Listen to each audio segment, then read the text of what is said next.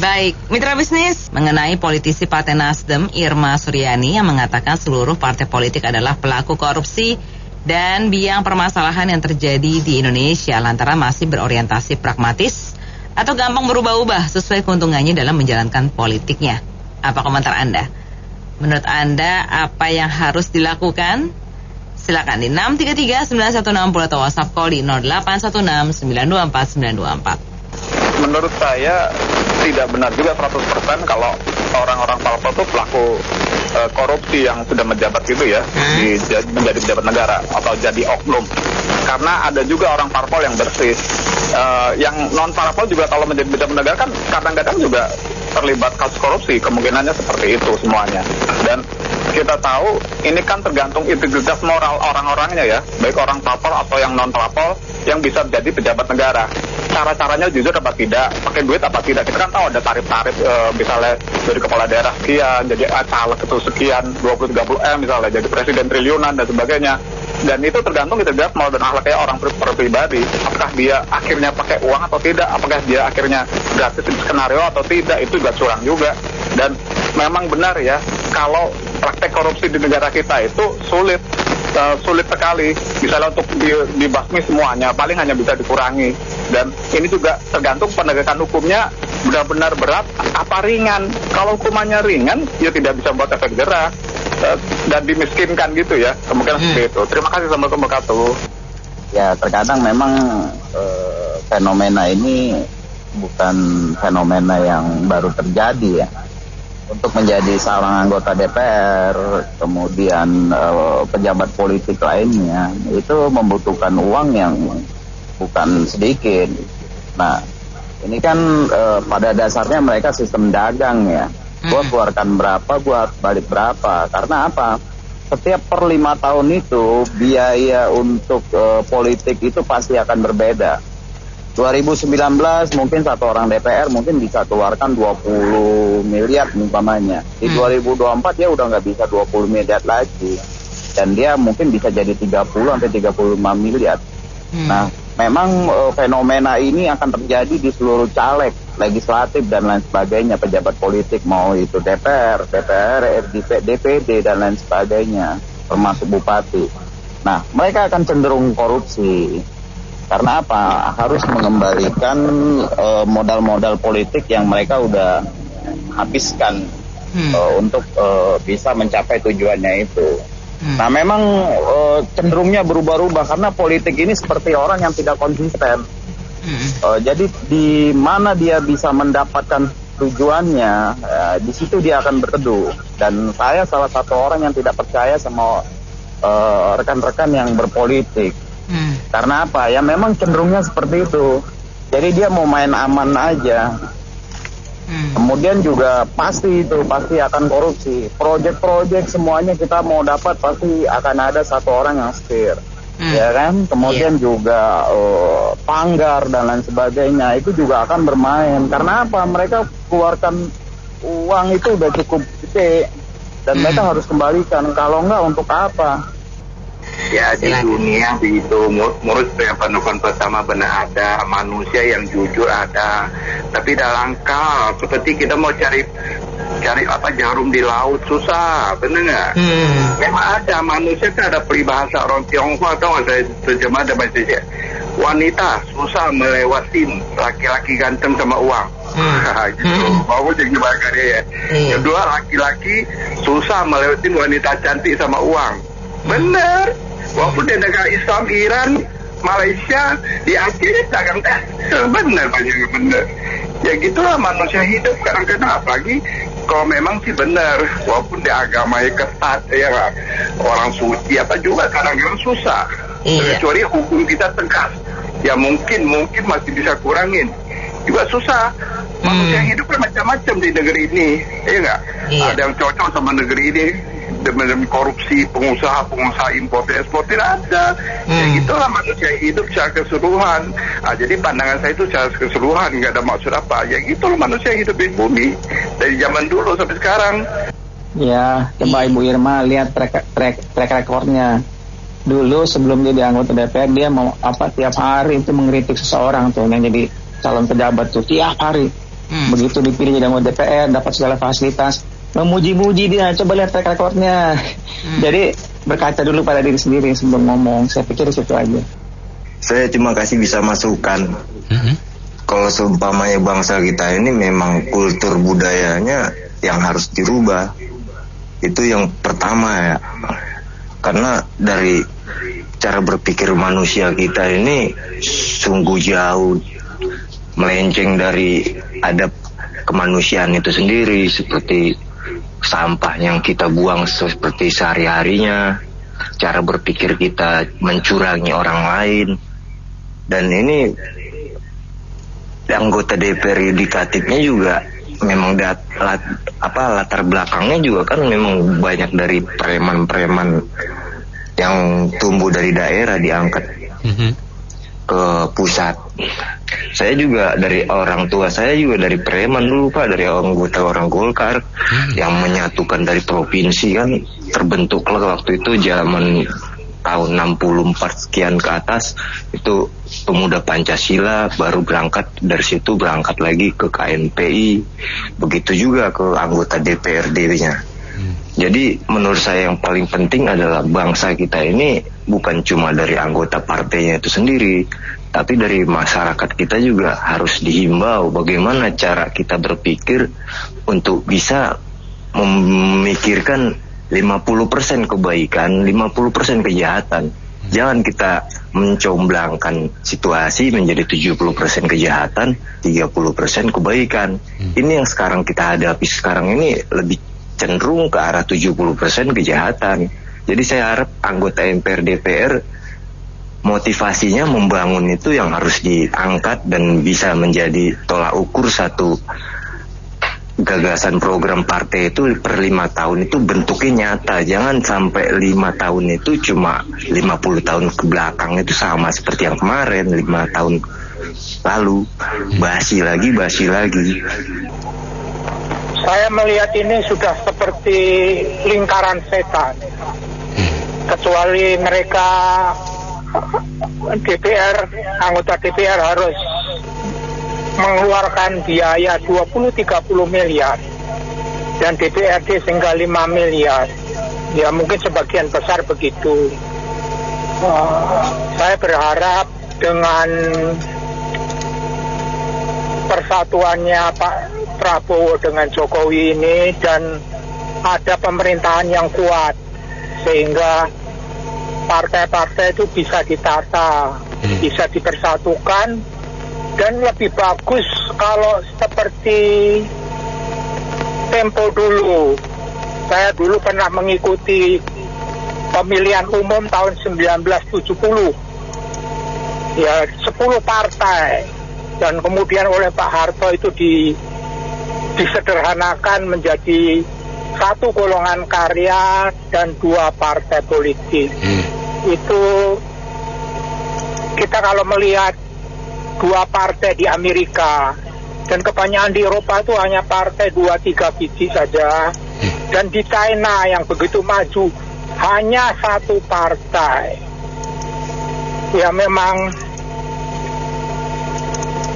penyederhanaan tetap perlu, dan saya berharap dengan penyederhanaan itu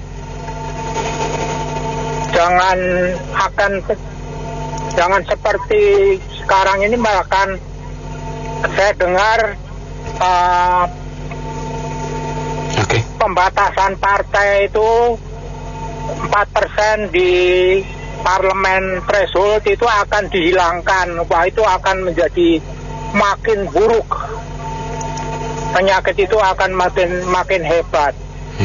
Saya berharap pemerintahan yang kuat dari Pak Prabowo dengan bantuan Pak Jokowi bisa menyederhanakan itu. Seperti kita lihat undang-undang pemberantasan aset itu juga harus disetujui oleh ketum-ketum partai. Itu sesuatu hal yang paling busuk.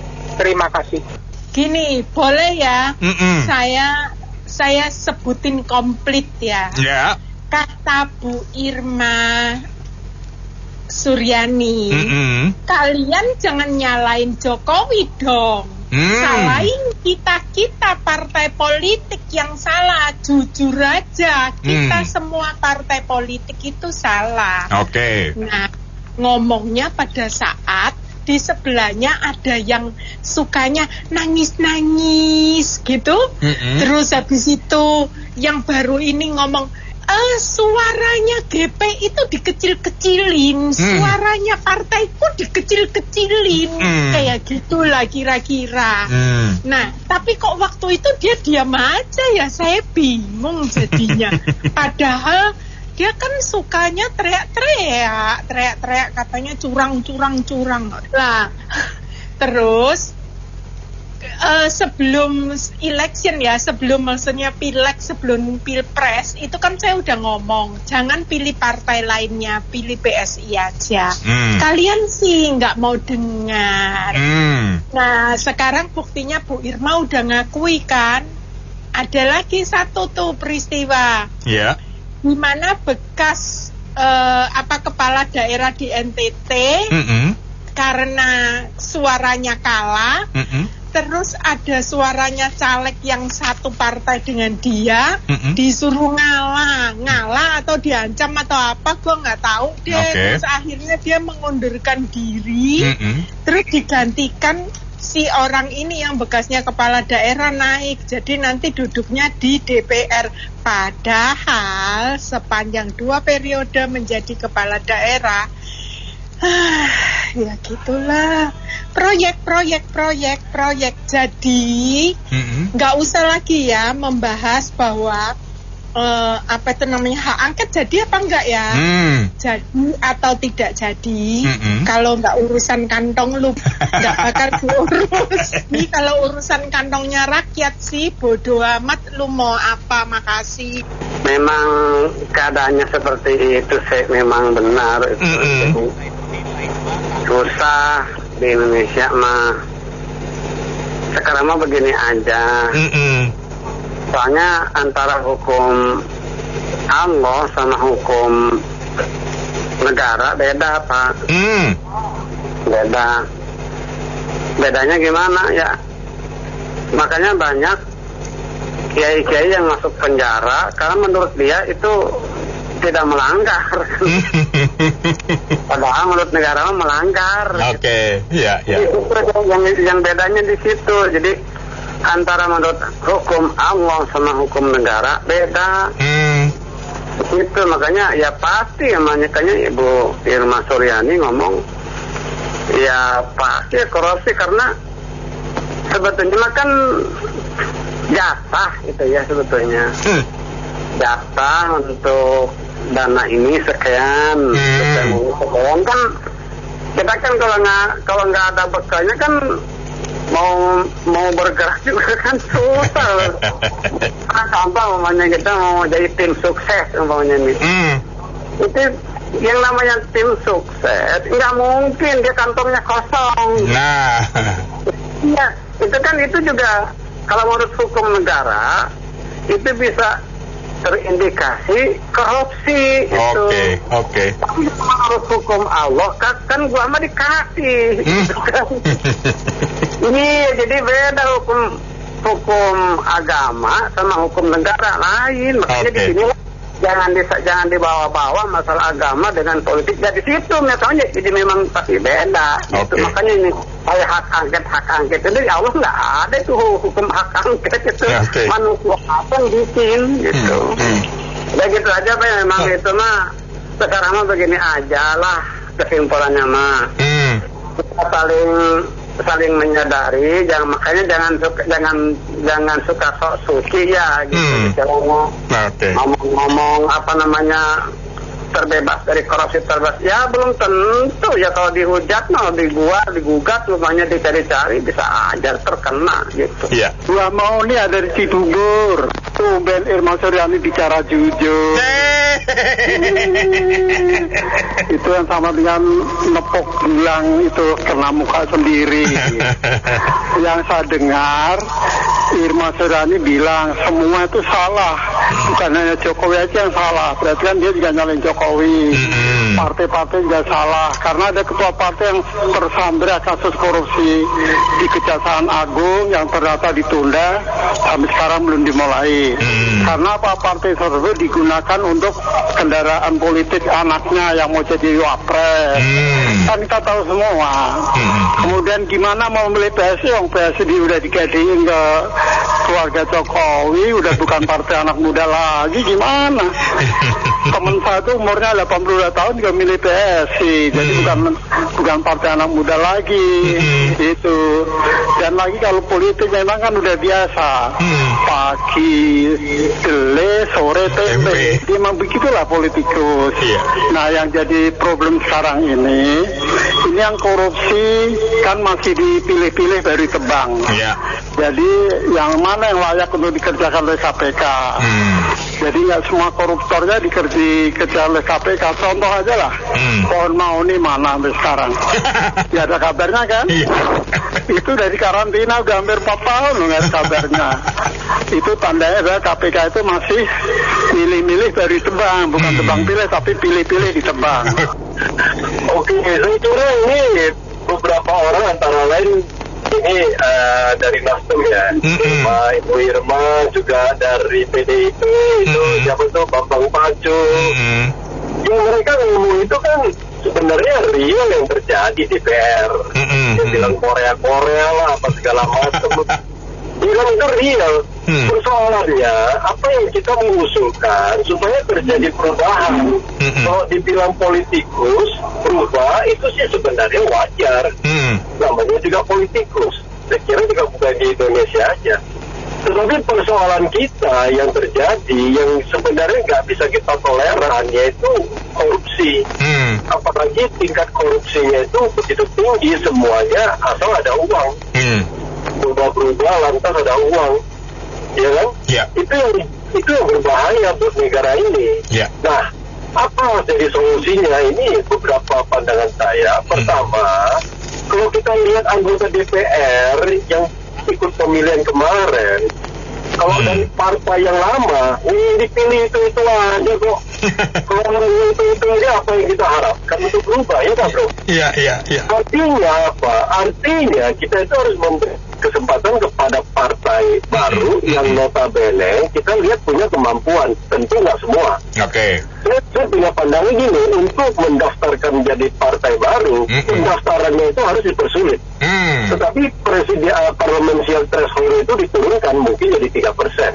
Coba, seperti tadi ada ibu siapa yang mengatakan PSI. Kita harus fair, kita lihat PSI sejauh ini kan ada di DPRD, betul. Nah, anak-anak muda di sana mereka berani bersuara dibandingkan dengan anggota PDIP maupun lainnya di DPR DKI. Nggak ada yang berani suara, mereka berani. Ini harus kita hargai. Dan kita sebenarnya berharap di Sunan yang seperti gini juga muncul. Kalau enggak, yang Bambang Pacu terus, yang Mas Ruri terus, yang udah tahu begitu, dia ngomong pula begitu. Semua jadi apa kita toh? Lantas kedua apa yang kita penting? Sebenarnya lembaga kita ya yudikatif ini bermasalah. Ini sangat bermasalah. Kalau yang namanya eksekutif sama legislatif, ya udahlah mereka itu main jungkir balik, itu biasa lah namanya politik. Tetapi yudikatifnya kalau bermasalah, ya mereka kong kali kong terus. Korupsi nggak akan bisa turun. Yang kita harapkan kan bukan hilang total. Tapi kan harusnya semakin berkurang dan indeks korupsi Indonesia akan semakin baik. Kan harapan kita kan dengan adanya KPK dan lain-lain. Tetapi yudikatif kita ada masalah. Keputusan hakim itu selalu kadang-kadang itu membuat antara tuntutan dan segala macam mereka main sendiri. Lagi nanti di apa namanya Menkumham itu penjara juga. Sebentar kasih ini, ya siapa yang takut itu korupsi. Lajunya namanya rancangan undang-undang juga nggak beres-beres. Jadi ini memang yudikatif itu harus di hakim-hakim itu hakim agung terusan yang dulu ya Artijo itu kan bagus banget itu almarhum. Coba ada yang berani itu apa namanya di apa namanya udah keputusan diajukan ulang lagi banding. Bisa-bisa korupsi keputusan 5 tahun dikasih 15 tahun sama beliau itu almarhum. Ya kan?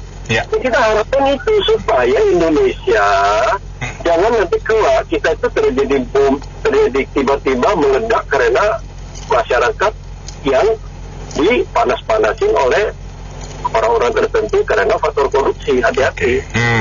Nah, satu lagi saya lihat pemerintah itu cenderung menutupi korupsi dengan cara pembangunan, menggembar-gemborkan pembangunan. Ini nggak baik, walaupun pembangunan baik, tetapi kesenjangan yang semakin lebar ini berbahaya juga bagi negara. Jadi ini berapa poin ini harus diperhatikan. Iya, nih kalau Indonesia itu politik itu bukan masalah korupsi doang. Politik itu harusnya jangan jadi salah jadi benar, benar jadi salah. Itu jangan. Memang kan dia bilang kan kemarin berapa tahun lalu ada yang bilang politik itu suci, politik itu suci. Siapa yang bilang begitu tuh? Nah, itu sekarang jadi belangsak. Kan gimana ya? Irma Suryani dia nggak ngaca sih. Kaca di rumahnya pecah kali, coba kirimin kaca lah. Sering ngaca gitu. Nah gitu aja lah. Ini kalau pertama kan penegakan hukum dulu dibenerin. Hukum sekarang kan biasanya itu tergantung yang nyuruh, tergantung yang bayar, tergantung yang di atasnya. Yang kedua itu partai kan ada ketua umumnya. Ketua umumnya itu kumpul, panggil para ahli, dan ini untuk memperbaiki partai politik gimana caranya. Kan banyak ahli-ahli itu. Tuh, karena kan yang penting adalah ketua umum komitmen ya pasti bawahnya itu komitmen. Terima kasih. Ya, saya kira itulah yang ditunjukkan oleh Pak Jokowi pada periode kedua ini ya, pragmatis. Jadi nggak ada pakai etika, nggak ada pakai fatsun politik, ya, nggak ada pakai ketaatan terhadap hukum. Yang penting menang. Ini bahaya sekali. Jadi politik kita lihat ini, maaf ya, bukan merendahkan selebritis, tapi berbondong-bondong selebritis mau pindah ke Senayan. Karena kenapa? Karena enak. Jadi karena popularitas, ini politik yang berdasarkan populisme itu merusak. Kita nggak tahu kinerja. Mestinya kan kita memilih orang itu melihat track recordnya. Dia waktu memimpin baik nggak orangnya, kompeten nggak, tanggung jawab nggak. Jadi sekarang ini yang penting menang, yang penting dapat proyek, yang penting kaya.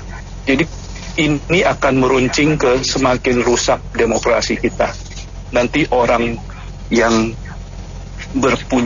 berpunya modal aja yang bisa maju, karena majunya juga butuh modal. Jadi ini siklus yang nggak terputus-putus itu nanti. Dia masuk ke politik untuk cari modal, dan dari modal itu dia berkuasa lagi. Nah, gimana itu rakyat kecil yang bisa maju? Sebenarnya Pak Jokowi sudah di-provide satu jalur yang sangat baik ya, dan kalau beliau ini memberi contoh kan baik sekali. Jadi semua dari bawah bisa menuju ke atas dengan cara bekerja dengan baik, ya kan? Tapi ya terakhir ini agak rusak gitu loh. Saya kira mudah-mudahan ke depan bisa diperbaiki lah, sehingga demokrasi kita lebih dewasa, lebih berdasarkan merit ya, merit system, dan semua anak bangsa merasa bersemangat untuk bekerja dengan susah payah, dengan berkeringat ya, tidak berdasarkan bapaknya si ini, bapaknya si itu ya, begitu. Makasih.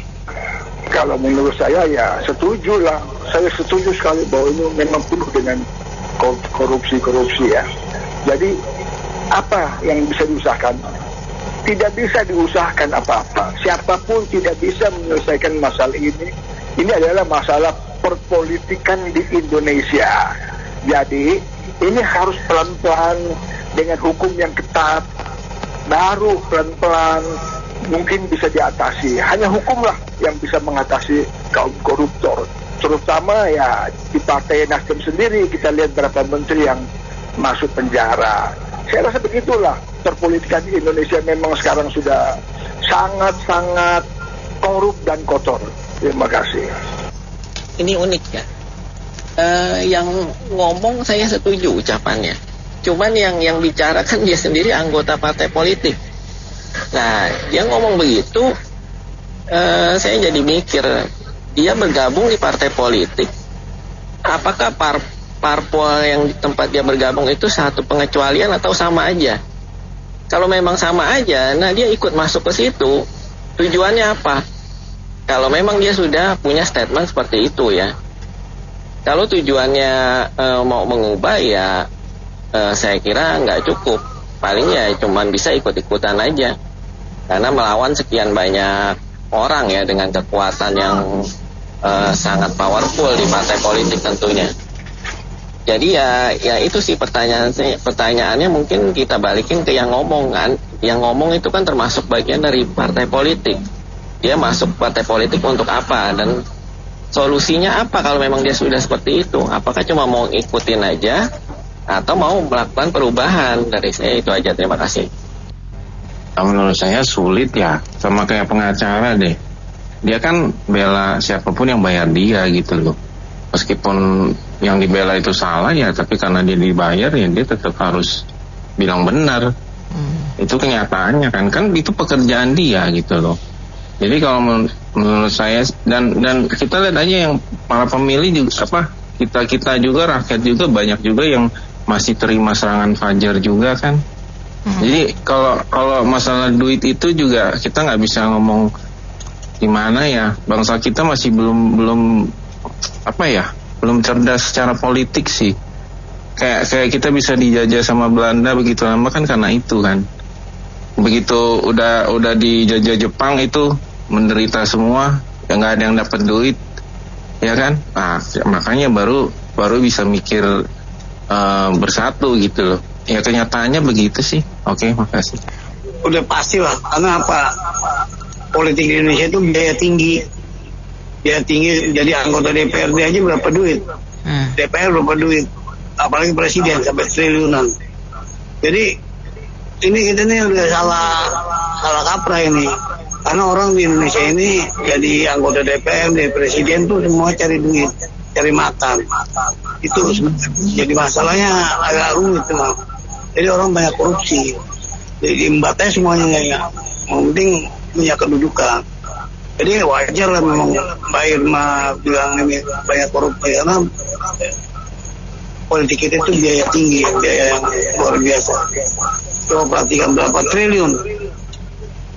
Ya perjalanan dinas saja anggota jadi calon presiden itu hampir 507 miliar. Itu kampanye. Itu aja. Iya, betul, Bu Irma itu merupakan salah satu pionir ya, pembuka jalan yang menyatakan transparansi bahwa betul-betul politik Indonesia menggunakan banyak dana gitu loh. Jadi selama ini selama biaya untuk menjadi politikus, bupati, gubernur atau sampai RI 1 pun tidak dibiayai oleh negara.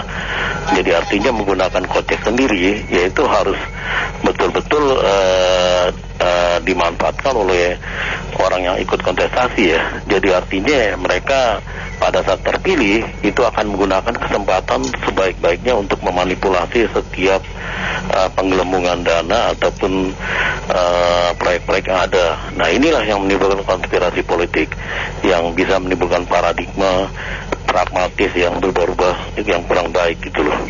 Jadi saya kira kalau mau lepas korupsi negara harus membiayai. Cuma mampu kan negara membiayai, itu aja yang jadi pemikiran kita semua. Terima kasih. Ya nggak semuanya, masih ada yang idealis lah sedikit-sedikitnya. Justru banyak tikusnya memang. Karena di pegawai kita penerimaan pegawai musiman 5 tahun sekali ini berbondong-bondong mereka itu. Karena uang negara, uang rakyat ini nyaman buat mereka itu. Walaupun mereka tidak punya modal tapi memaksakan diri. Ya ibaratnya kayak main judi lah itu, kayak gitu-gituan itu. Dengan modal cuma ratusan juta tanpa ini itu, mereka berspekulasi semuanya. Jadi kembali lagi saya bilang kayak gitu-gitu enggak lah. Segelintir manusia masih ada yang idealis lah. Mungkin yang udah niat otaknya dari awal mereka mau jadi tikus di aduh kita nggak tahu deh tikus apa, tikus yang senang-senang uang itu, tikus berkepala hitam itu untuk ngambil uang rakyat itu mereka nikmatin dengan setara itu. Jadi mereka konspirasinya banyak jadinya. Jadi kembali lagi saya bilang memang nyaman di Indonesia ini. Kalau mau jadi apa, ya kembali lagi saya bilang, om senang om bayar. Nggak ada itu, nggak akan lepas. Ujung-ujungnya uang, berani bayar berapa, saya akan dukung Anda. Kalau Anda nggak punya uang, ya jual diri saja lah. Begitu saja, makasih. Assalamualaikum. Jadi menurut saya sih Mbak Yani, intinya sih ada dua penyaringan. Pertama sih ada di rakyat pada saat memilih, negara sudah tahu track record, rekam jejaknya si calegnya akan dipilih, kalau ternyata jelek jangan dipilih. Yang kedua juga ada di tangan pemerintah. Jika memang terbukti ada oknum-oknum yang bersalah, yang korupsi, pemerintah berani nggak tegas mereka gitu Mbak. Seperti di negara Jepang tuh, coba aja contohnya. Yang udah terbukti bersalah, mereka langsung dihukum, nggak tanggung-tanggung Mbak, langsung hukum mati. Cuma nunggu seumur hidup, apalagi cuma beberapa tahun, itu bisa untuk bebas lagi mereka. Seperti itu. Ya gini, kalau saya menanggapi pernyataan dari Bu Irma, itu 99% saya setuju. Ya, jadi 1%-nya itu atau segelintir anggota parlemen itu, ya itu yang lempeng lah. Ya itu pun mungkin karena kesambet. Nah, terkait hal-hal korupsi yang merajalela, ya, ini kan sebenarnya kembali lagi ke tatanan hukum yang ada ya. Nah, kalau memang seandainya anggota parlemen ingin tegak lurus, jalankanlah itu RUU perampasan aset, miskinkan koruptor, ya. Lalu kita pakai hukum Islam lah itu, ya saya cukup setuju itu, ya. Yang korupsi tangannya dipotong, ya. Yang makan uang rakyat gantung di tiang, ya matiin aja nggak apa-apa. Saya setuju itu. Terlepas dari itu urusan HAM, urusan apa itu kita nggak peduli lah ya. Ya, jadi kalau memang kenyataannya memang merampas uang rakyat, makan uang rakyat, korupsi, ya sudah, miskinkan, rampas asetnya. Kalau memang seandainya mau dijalankan hukum Islam, ya sudah, ya kalau korupsi ya potong tangannya. Kalau memang seandainya memang berat, ya hukum mati, hukum pancung, itu saya setuju. Gitu loh. Jadi terlepas dari semua aturan yang ada ya, itu tadi bapak-bapak yang sebelumnya ngomong itu ya, apapun itu ini kembali lagi ke mental, ke karakter individu manusianya. Karakter mental ini kan nggak ada di buku pelajaran ya. Jadi memang sudah individunya seperti itu, mau dikasih gaji sebesar apapun ya, mau ingin mencalonkan sebagai seorang calon legislatif harus dibayari negara pun nggak ada gunanya, karena kembali lagi memang ke individunya.